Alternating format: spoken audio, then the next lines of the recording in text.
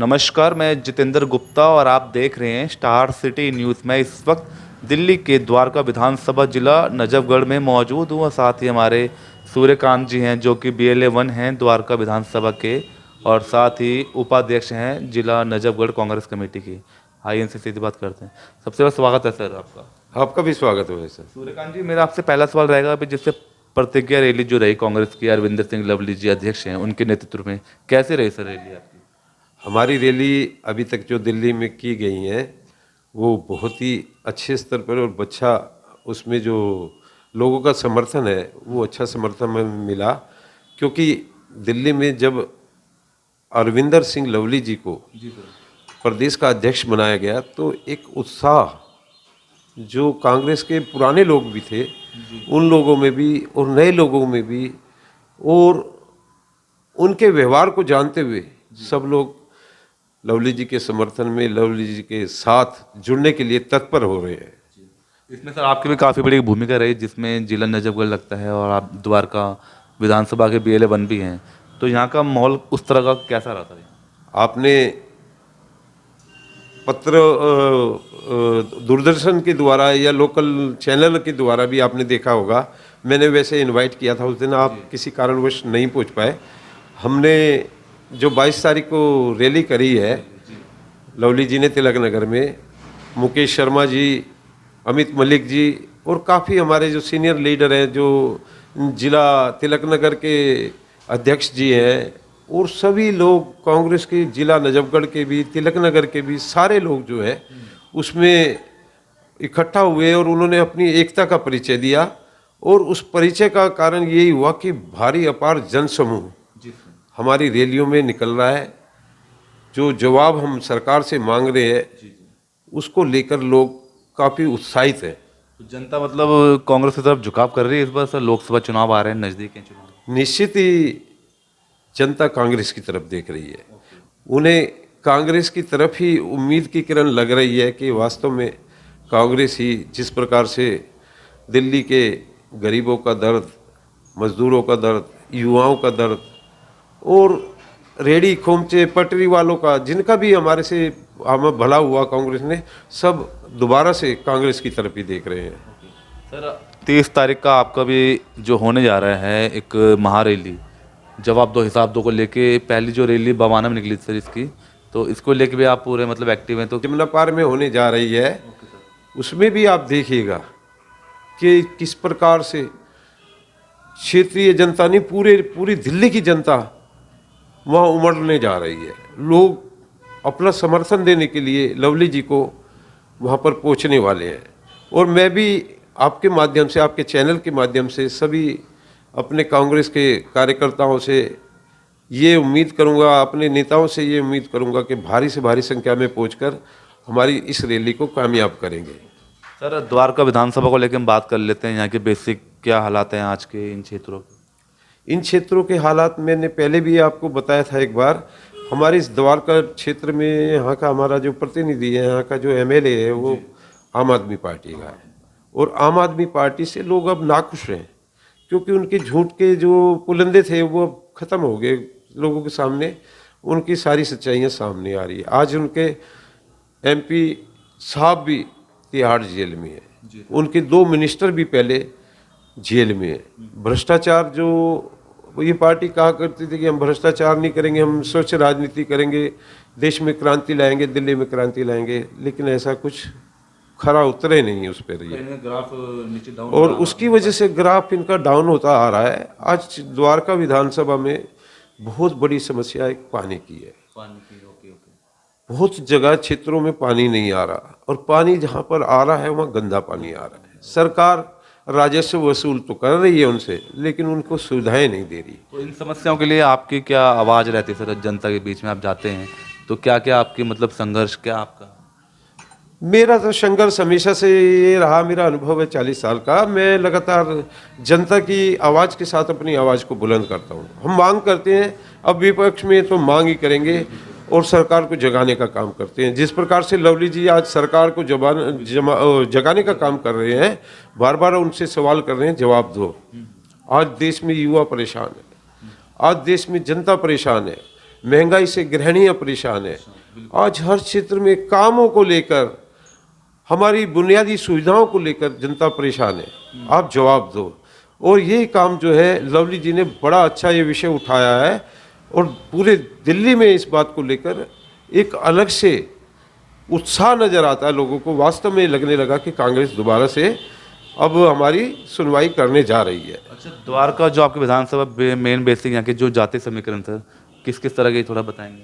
हमारे जातीय समीकरण में भी बायकास्ट राजपूत हूँ और हमारे यहाँ पर राजपूत संख्या जो है द्वारका विधानसभा में काफ़ी तादाद में है हम लोग, क्योंकि यहाँ के एमएलए भी पहले बीजेपी से बने, चाहे किसी से भी, वो राजपूत कम्युनिटी के बने हैं। और अब मुझे लग रहा है, अब की बार उम्मीद भी है, कांग्रेस की तरफ से भी उम्मीद है कि अब की बार राजपूतों के बारे में भी हमारी कांग्रेस सोच रही है और कोई ना कोई सही निर्णय द्वारका में भी राजपूतों के हित में होने जा रहा है।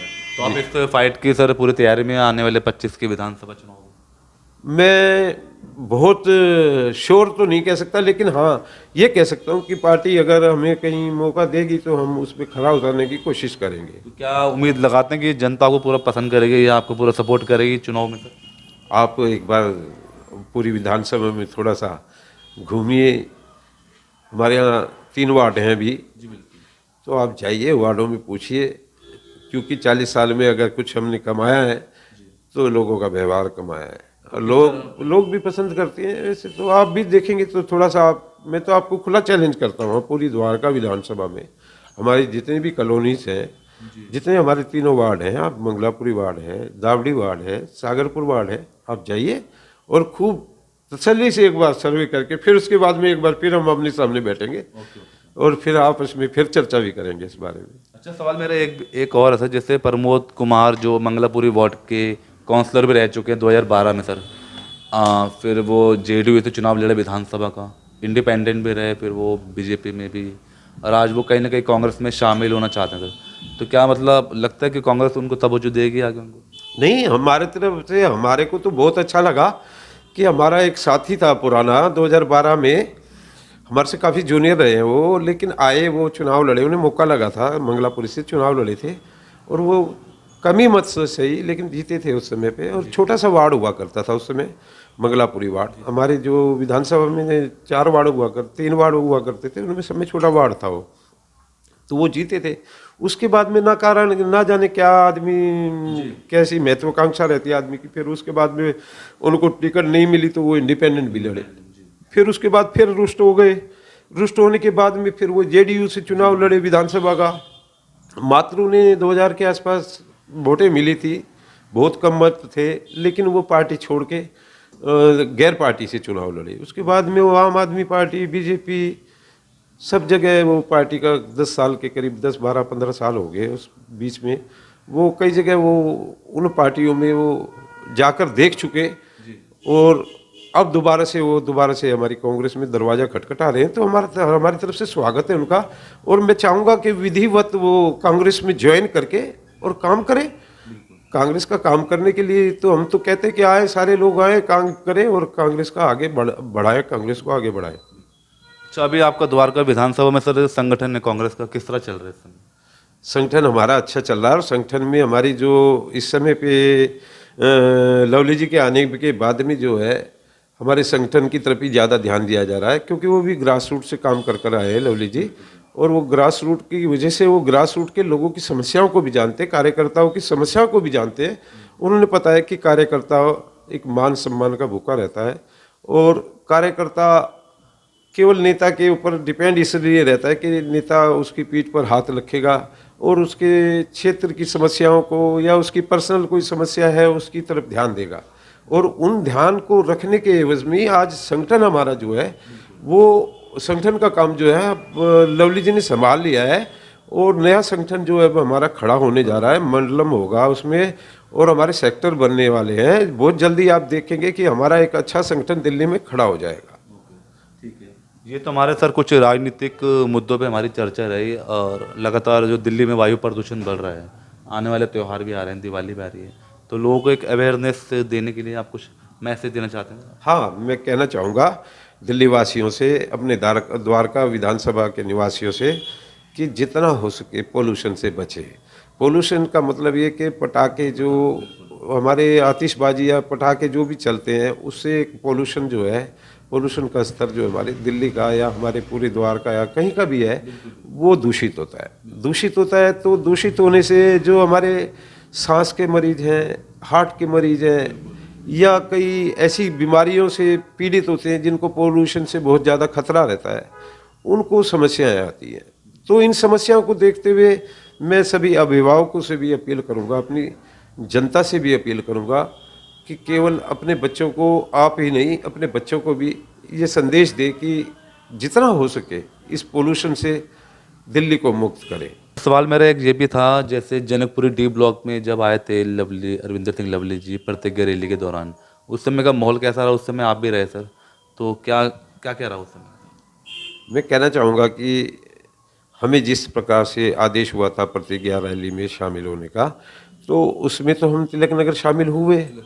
हाँ, द्वारका के हमारे साथी थे, द्वारका विधानसभा के काफ़ी लोग जो हैं यहाँ से रिक्शा रैली में वहाँ पर पहुँचे थे। लेकिन मैं कहना चाहता हूँ कि जब द्वारका में वो आए, प्रवेश किया, तो हमने अपनी तरफ से एक प्रोग्राम रखा था उनका वेलकम का।